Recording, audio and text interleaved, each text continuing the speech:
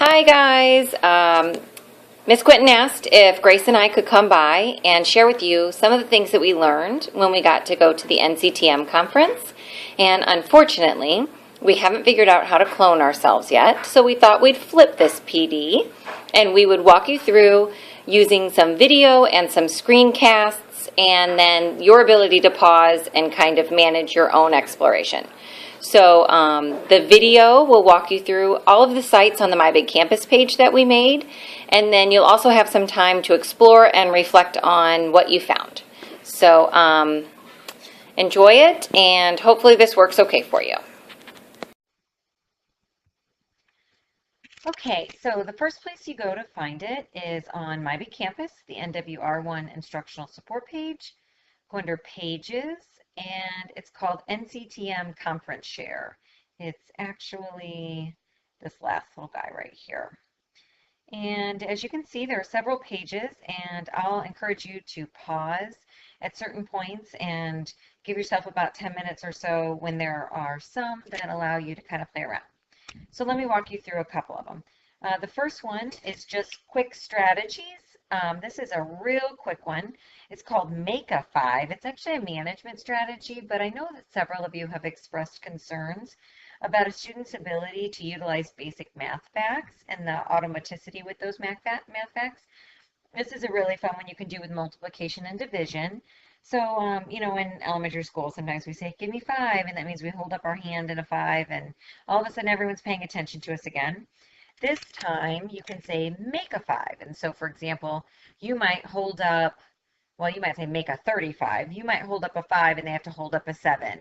Or you might say make a 5 and you can say 35 and they have to hold up a 7 or something like that. But you basically roll those math facts into getting their attention after a transition or a pair share or something like that. We just thought that was really cute and a great way to get that spiral review and repetition in there.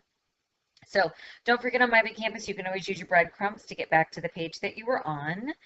And this next one, I'm going to have you pause when I finish up with this guy, because there are tons of websites that we got here that you're going to want to play around on. So the first one right here is only available through December, and I don't know how far into December because that's coming up quick. But these are all of the NCTM handouts that were uploaded by the presenters who were willing to upload their handouts.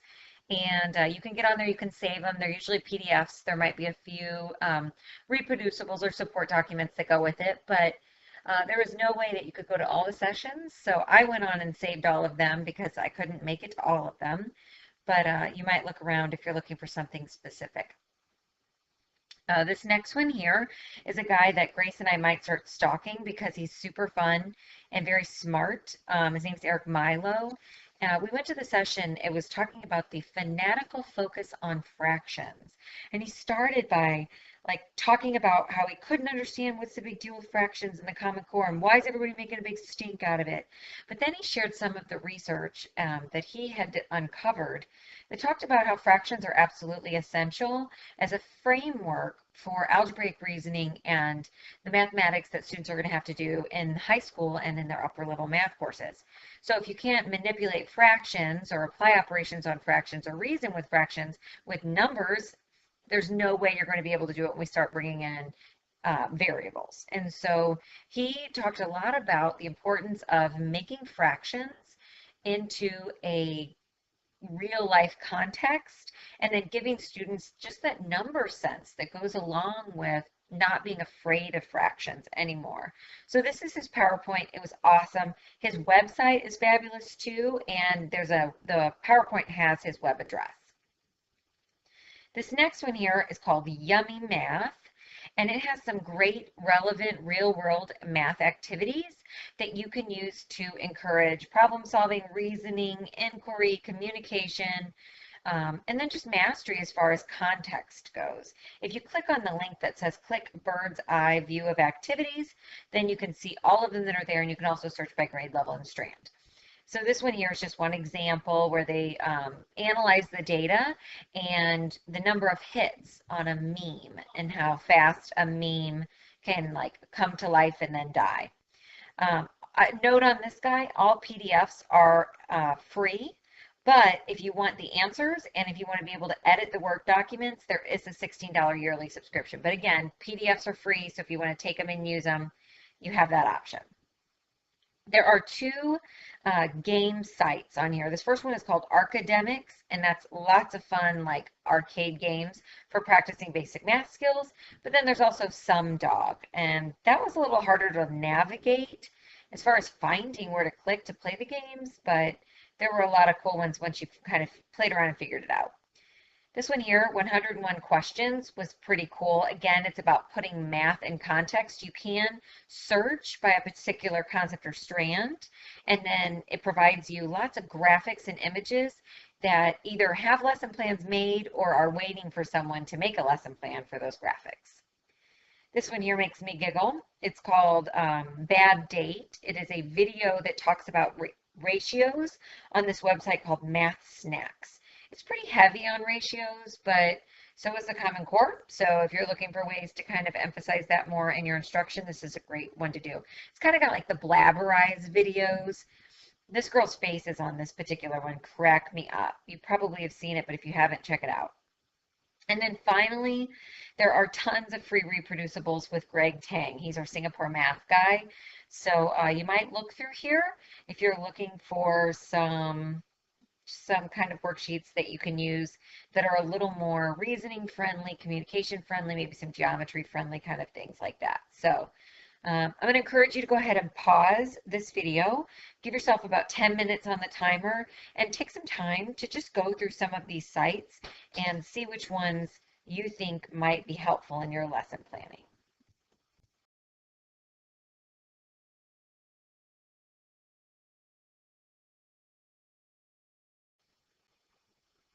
Okay, so our next guy here is all about fractions.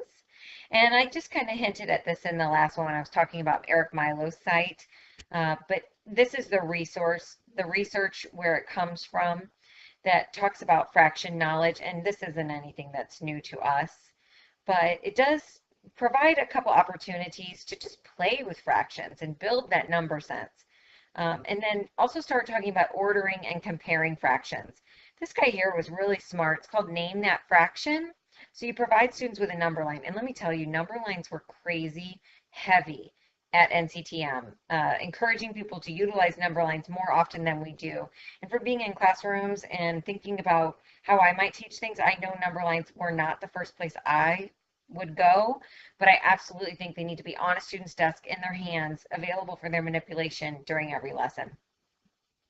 So this one here, you just kind of play with these different prompts and then start encouraging the students to try to approach the idea of 7/8 or whatever fraction you decide from a variety of ways.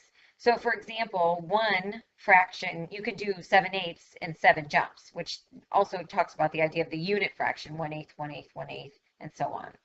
And then here, we start getting into different jumps and how we can kind of, build 7/8 in different ways. Here, that's not going to be an equal division. So however they choose to get to 7/8 in 5 jumps, you then can start talking about comparing those smaller fractions, but also adding fractions with like denominators, which is kind of fun. And so you can really start building into that number sense. And guys, I know that these are things that you hope they come to you with, but if you've got interventions going on, or you've got reteaching, or you have a student struggling, or maybe you just need a fresh new bell ringer, this is an excellent way to just, again, build that comfort with the idea that fractions are numbers, just like any other integer. These guys here are great for a little bit of gameplay. These are fraction cards. There are 2 sets. One set has only unit fractions, so 1/3, 1/4, 1/5, 1/6, so on. The other one has any variety of fractions to work with, and you can use these when you play any sort of card games if we want to start comparing them. But what's really cool is they not only include the symbolic representation, but we also have it in words, and we have it represented on a number line too. So that was the unit fractions, but then this guy here had some other options for you to kind of play with.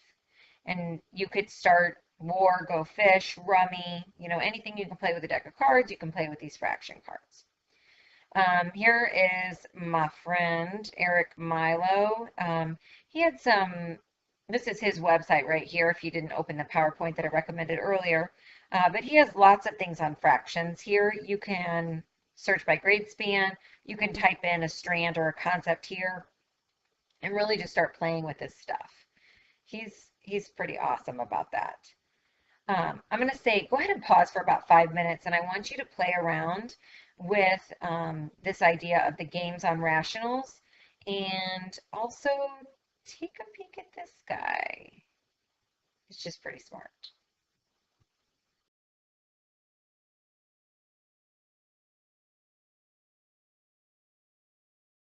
Okay, so this next guy here, support for struggling learners. All right, please, please, please take a minute to read this big red disclaimer. One thing that we're all struggling with are ways to have students explore mathematics more, less of the rote memorization and more of the reasoning behind it, or the understanding, or the deeper conceptual understanding of the mathematics that are happening, because this then lends itself to transfer, unique problem solving, things like that. So this page here is not meant to be a trick for Tier 1 instruction. Please, please, please, because it goes against everything that we're working on.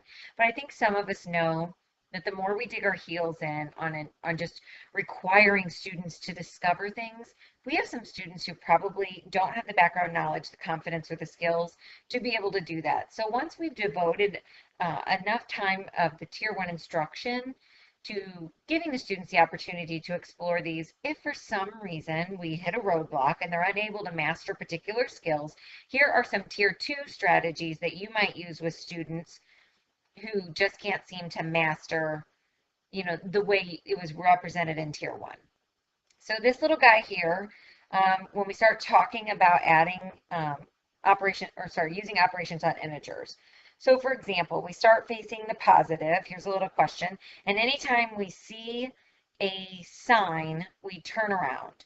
And so the first thing I do is I turn to the left and I head to the -2. But then I see another sign, so I just turn around. But then I see another sign of a negative. I turn right back around to the left and I go 3 more. So this is a little toothpick with a little paper car on top. Here is their number line. Again, if it's no other reason but to have students interacting with the number line, I think it's incredibly valuable. So here's what I did right here. It's just a little bit of trickery, but basically we're just forcing them to interact with the number line. If you have students who just can't quite understand the idea of subtracting negative integers, this is a little trick that someone who taught at-risk students presented on, and it was about making the connection. So you just connect the negative signs, and now you have 20 plus 5 instead of 20 minus the -5.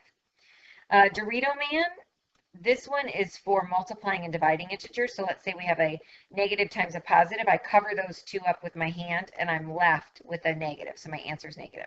If I have a negative times a negative, I cover those two up with my hand, and I'm left with a positive. So if they just can't remember that a negative times a negative is a positive, or a negative times a positive is a negative, here's one little trick with Dorito Man. These are called is-of boxes. And guys, basically this is just cross multiplying. This, again, this is not what we start our conversation on. We do not use this as an entry to ratios and proportions. Instead, once the students have established the algorithm, then they can use these as little tricks to kind of organize their thinking. Or if you have a student who just can't seem to master the thinking, this is something you might look at. I just thought this little guy was pretty smart too. So those are just some strategies that you can use when your students are struggling. Sorry, that's not what I wanted. When your students are struggling with some of the basic concepts. All right, so back to this guy. This next one, importance of context. This was so interesting, and I honestly wish I was there with you to do this, because this really opened my eyes. Grace and I sat in. This was with Eric Milo. We sat in on his session, and basically he said, okay, guys, don't worry about what these symbols mean. I just want you to memorize them as facts, okay? Are you ready? Memorize these. Ready? Here we go. Fact number 1. Just know that this arrangement of lines equals an A. That's an A. All right? Here's a B. Just memorize them. I don't need you to understand why. Don't look for reasoning. Just memorize these for me.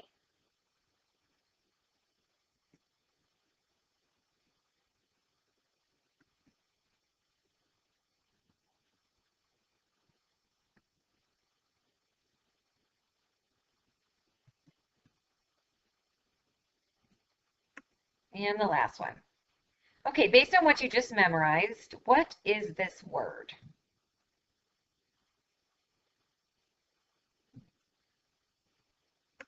Hopefully you came up with this. But what if I presented instead the information within a context? Something that you could anchor your memories to. And that's kind of what he started his entire presentation on, was the idea of the importance of context. So now, knowing this, what is this word?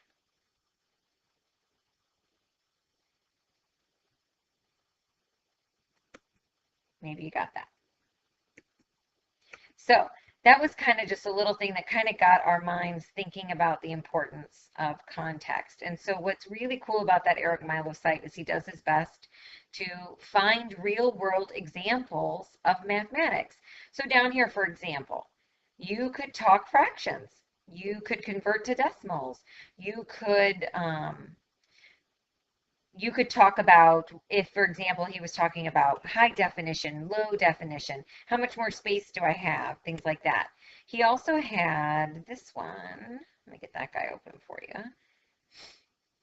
And it was so cool because it was fractions in the context of flags.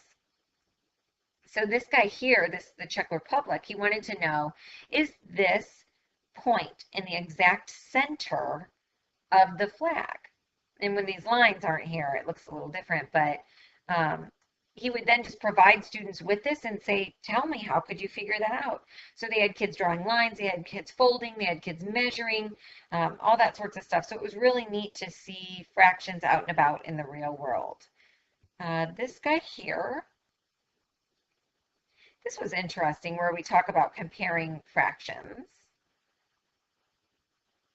It was a race kind of question. I'm sure you've seen questions like that before. Well, that's an interesting thing. So this last guy here I thought was really cool. My 8th grade folks, you might want to look at this, but it was all about the idea of functions, but within context. So the students, before they even started learning about function notation and, a little bit about function notation, but how to build functions per se, they had to identify functions out and about in the real world. So for example, f of date equals your horoscope sign. And then this student here, this is their project, because for every date input, I can only have one output or one horoscope sign. So I will never be a Gemini and a Libra at the same time. And so here are just some other examples of that. And the students had to come up with their own ones. And that I thought was really cool when you start talking about the idea of one input or one output for every input. And so the idea of just understanding what a function is. So those were a few cute little ideas for the idea of building context. This next one is just a, hey, be careful. I found myself guilty of these too when I go into classrooms and I was circling to help students. I was working with Dee Dee at the Valley, and I found myself correcting what I was saying to the students based on this session.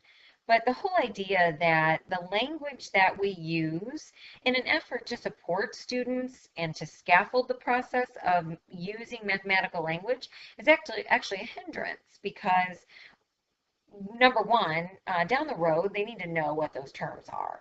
When the math gets more complex, we need them to understand the vocabulary that goes along with that, and that's only done through repetition. But also because that attending to precision standard for math practice, part of that is accountability talk and the use of mathematical terminology. So if we want them using and understanding math terms, we have to use and understand math terms. So here are a few things to just be careful of when you're using it. And guys, these are things I remember this from high school. But again, what we're really doing is, for example, having the students distribute. And so instead of saying FOIL it, which is a mnemonic for us, we want to say distribute that and then talk about the dishing out of each of the terms. So just a little, hey, careful kind of thing. Watch what you're doing. This next one here is a pretty cool one. This, I admit, I'm bad about thinking about, and this session really got me thinking about being more deliberate about this. So for example, research is showing that often we go from a manipulative or the concrete to the abstract, to the symbolic or the numbers. Or we'll have the students draw a picture with the representational, and then we go to the abstract or symbolic or numbers. And without using all three steps, we're finding that students are not transferring this initial part to the symbolic. And so it's very important that we do all three. So some things that you might utilize or keep on hand. Sixth grade, I know you have the fraction bars with the Envision kit.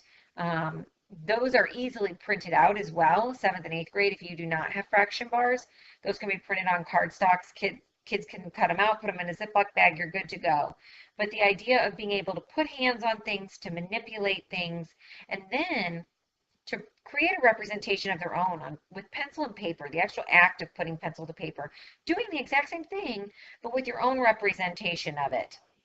And then finally, after they're able to do that, and you see that through your formative observations and conversations, then we can start saying, okay, let's try this with numbers. So the one that we lived through during this session was really cool. And it was the idea of converting fractions to decimals to percents, and then also discussing the equivalence of these. And it was all done with just this 100 grid, which was, I mean, these are fully printable right off Google Images. You can get a whole sheet of them. And I also uploaded them into the resources templates folder of this group, so you can get to those quickly. But basically, you start just by questioning and just saying, what do you notice? And so the students will say there are 100 squares. Oh, okay. And so there are 100 squares. If I'm talking about the whole thing, I can also write that as 100 out of 100, right? We also want to remind them that we've previously discussed that the vocabulary word percentage basically means out of or by the 100. So if we think by pennies or cents in a dollar, we know there are 100 there. 100% is all of it. I'm giving 100%. So now that we know 100 out of 100 is 100%, and we can start applying that context to a smaller portion of this grid. Okay, so step 2. Fold the paper in half. And then while it's folded, ask the students to shade it with a highlighter instead of their pencil. It goes much more quickly if you just use that highlighter. Pick a light highlighter because we're going to shade again in the next step. Then open it up to see the whole and start talking about, okay, what do we have there? Well, I have 50 units shaded out of that 100. Oh, so we have 50 over 100. Very interesting. Or we have 1/2 or 100 of the 100 grid. So now that if we put 50 over 100 into the calculator, we also learn that that's 0.50. So we previously discussed that percentages are out of 100. We can see that 50 over 100 can also be written as 50%, can also be written as 1/2, can also be written as 0.50. So again, that number sense and that fluency with those benchmark fractions and decimals that start allowing us to explore the not so benchmark fractions and decimals.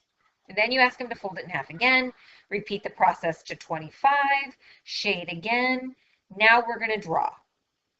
We're going to do the exact same thing, but we're going to represent that concept of equivalent fractions, decimals, and percents with a drawing of our own. Finally, after this point, then we can start saying, all right, if I gave you 0.50, how else could you write that? What are other ways that you could write that using fractions, decimals, or percents? So that was a cool thing. And guys, whether you use it to convert fractions to decimals, the key is manipulatives. Grace and I have been reflecting on this after the session about how rarely we see students' hands on anything. And I know that they're probably locked away in a closet somewhere, or it's hard to get them out, or maybe we haven't had time to establish routines and procedures for using them, cleaning them up, putting them away, not being spazzy with them. But the research could not have spoken more highly of the need to put our hands on materials, and then to represent it with a creation of our own before we start trying to approach the symbolic or abstract numbers. So when you start thinking about lesson planning, I'm going to really recommend that you start keeping these 3 ideas together. The idea of hands on something, pencil to paper, then let's try it with the numbers. That doesn't work, repeat. So you have some anchors right there. All right, guys, I got one more for you, and then you'll have the rest of the time to go back to those websites. I saw this awesome gal who was a math coach, and she was talking all about the need to get students to just happen across the strategies that we are trying to avoid teaching directly, and how difficult the questioning and the process is to pull that out. So this was basically a script. Her strategy that she was trying to get her students to come across was the idea of the doubling strategy to multiply. So say, for example, I don't know the math fact 7 times 6. How can I use a doubling strategy, or 7 times 3 plus 7 times 3, to come to 7 times 6? And of course, the students had had some conversation before. They knew some basic math facts, but this is how she took them through this process. So I'm not going to talk you through it, but I think you should read it, because I think it's very important that you notice these italicized words here, because this is her response to what the students are saying, and how even if they threw out strategies that she was choosing not to highlight but were technically accurate, how she could redirect them, and then what happens if no one suggests it, and then just the good practices that kind of go along with it, as well as some norms for having conversations. Dee Dee Dussel did a fabulous job of trying this out after one of her after-school planning sessions to get her students to come to the idea of the substitution method of solving a system of equations, and I was so proud of her, because it takes longer. It's a little more difficult for us in the process, but by scaffolding it and saying, you know how to substitute, you know how to rearrange an equation so that you can more easily solve for one particular variable. If you have those 2 basic skills, you have every bit of background knowledge you need to attack a system of equations using the substitution method. So it was a very cool thing. I wish I'd taped it, because I was just so proud of her. She did a fabulous job with it. But if you're interested, you of course can ask her how that went. She will tell you probably that it was very painful the first day, but high five to her, because she didn't give up. She gave him another day to try it, backed up, used her formative data. I mean, I just was really impressed with her work on it, because I know that's something we're all struggling and playing around with. So, all right, guys, so that's been, I should be probably pretty close to almost done. So use what time you have left to play around with these websites. Before you leave, since I couldn't be there with you to actually speak to you like people, if you could go to the discussion tab right here on this page, click right here on the Woodridge 6 through 8 Math PLC reflection, and just give me a little feedback. Which of these interested you and why? And then how are you going to start utilizing the ideas and the conversations that that you've been having in your room there in your daily instruction? So if you could share that, that would be great. I apologize again about not being able to be with you. Thank you so much for thinking outside of the box for the way that you receive your PD. Let's hear it for 2013. And feel free to ask me if you need anything or to go over anything or want to try something. You know I'm always right there with you. I'm interested to hear what your ideas are. So thanks again. Talk with you guys real soon.